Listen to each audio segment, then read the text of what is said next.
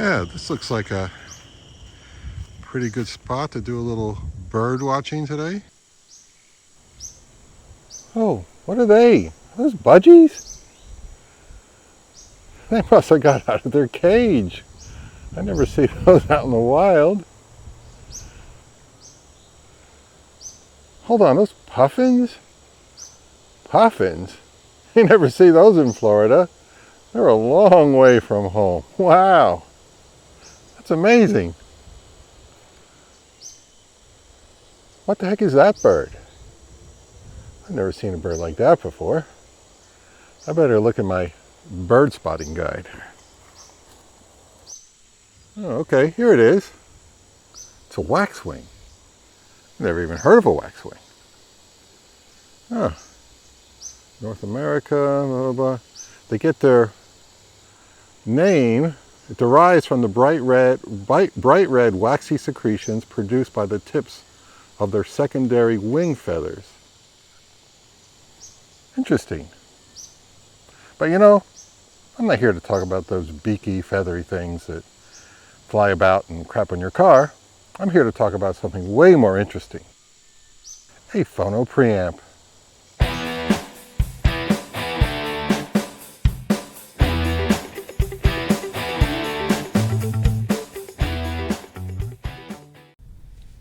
Hello and welcome to this video. It sure was nice to leave the house and shoot some footage out of doors. I used to do that a lot more a few years ago. But when you're outside, you have a lot less control over your environment. You don't want to mess up your TikTok. It's not TikTok, it's YouTube. Oh, YouTube. Okay. Yeah. Same thing almost. You know, since I started this channel over 4 years ago, I've been pretty much following wherever my interests take me. Reviewing the newest and well-known hi-fi gear from the bigger manufacturers is not totally my thing. I tend to pursue products by the smaller companies, led by passionate individuals who love to share their creations with fellow enthusiasts. That's why I featured products by Tango Spinner, Wally Tools, Endow Audio, Valhalla Electronics, Kitsune Audio, Orchard Audio, DH Labs, and Parks Audio. Why? Because they are high quality and they're unique and they're backed by individuals who will stand by their products. And if you need support, they will be there for you. Today I want to talk about the Parks Audio WAXWING DSP Phono Preamp. Back in 2021, I made a video featuring the Parks Audio Puffin DSP Phono Preamp, and I've been using that one daily ever since. It's an outstanding product from my perspective. I'll post a link below to that video if you want to watch it. However, the Puffin was discontinued in 2023, but it had a great run with many happy and satisfied owners. Parks Audio was started by Shannon Parks in 2013, and his first product was the Budgie moving magnet tube phono preamp, and he also made a Budgie step-up transformer. They stopped production of the Budgie because the tubes they were using were becoming more difficult to acquire. And there were a lot more tube-style phono preamps coming out of China, so they felt it was time to move on. The big decision was to free themselves from the limitations of conventional analog phono preamp designs and develop a more flexible and versatile digitally based model. The Puffin was released in 2018 and has kind of a chunky metal case that's similar in appearance to the Budgie, and a form factor that for me resembles a guitar effects pedal. It has input and output connections on top, and it has an orange colored display and a knob and some buttons. Even though it has an internal DAC, you could order it for an extra charge with either a Toslink or coaxial digital output to connect it to an external DAC of your choice. For the first few years of the Puffin's run, Shannon was releasing annual firmware updates that would add features and refinements. The trouble was that it required the owners to download the updates to a thumb drive, then open up the Puffin and plug in the thumb drive and install the new firmware. It wasn't that difficult, but not ideal for a lot of people. Now Shannon wanted to continue selling a similar product to the Puffin, but one that was more efficient to manufacture and easier to keep updated. He found that the knobs and buttons and the really basic two-line display was a very limiting user interface. Also, the form factor was a bit awkward with the cable connections on top for a lot of hi-fi setups. Now, why would one want a digital phono preamp? Don't we listen to records for all that amazing analog goodness and warmth?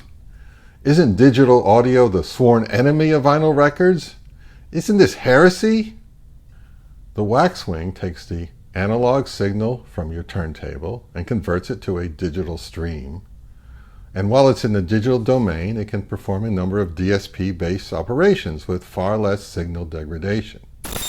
Sorry for this interruption, but according to my YouTube stats, currently 90% of individuals who watch my videos are not subscribers.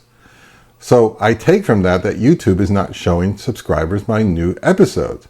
So I suggest that if you enjoy my kind of content, please subscribe and enable notifications. So when I put up a new one, you'll know about it. Thanks. Back to the video. The primary hardware inside the WAXWING is very similar to the Puffin. Just the form factor and how the user interfaces with it has changed. Now let's get up close and personal with the WAXWING. It's a small compact unit, metal case, rubber bumpers on the front and back that serve as feet, as you can see, and around the back we have a USB power input here. We have a couple of digital outputs. We have coaxial RCA and optical Toslink. We have here are the analog outputs when you're using the internal DAC. And these are the analog inputs from your turntable and a ground wire screw here. It has no lights, has no switches, has no power buttons or anything like that. It stays on all the time. It draws very little power. It runs cool. And it just sits there on your shelf and does its thing. What Shannon did was bring this device into the 2020s. Since many customers wanted a digital output, he gave the WAXWING standard Toslink and coaxial output jacks on the back. No extra charge. So now you have some more digital options, and I'll give you a bit more on that later. And it's a world of apps now, isn't it? And he just didn't develop an app to be cool and hip. He did it for very good reasons. You no longer need to be hunched over, like with the Puffin, to adjust it and see all the settings. Everything is right there in the palm of your hand. And updates are automatic via the App Store. Now, the app loads and connects quickly to the WAXWING via Bluetooth. And by Bluetooth, I mean that's how your iOS or Android phone or tablet connects to the WAXWING. And no, it will not send music over Bluetooth to your device. I'm going to show you how I interface using my iPad with the WAXWING. I just launched the app there. I'm already connected via Bluetooth. Now here's the volume output up top. Gain is based on what cartridge you're using, how much gain your cartridge needs. Even has a calculator that you can input your output voltage of your cartridge and it'll tell you where to set it. It's told me to set mine at 59 decibels for my moving coil. Now warmth adds warmth or removes warmth from the sound of your records, and air adds a little bit of sparkle or a little bit less sparkle. These are two of my favorite settings to use right there. All right, bass and treble, bass boost. There's a high and low cut filter. Mode, you can go from stereo to mono to super mono, which is a new feature that he just added for people who like to listen to mono records with a stereo cartridge. All right, now grading is pretty cool. It'll actually grade your record based on, it's not connected right now, it's not playing a record, but it'll actually grade your record based on how much surface noise that the the record has, clicks, pops, all that stuff. It's grading total air in A+ right now. Let's turn it off. All right, Magic actually removes surface noise and pops very gently, not severely, but it does make your, especially older records, sound a bit quieter.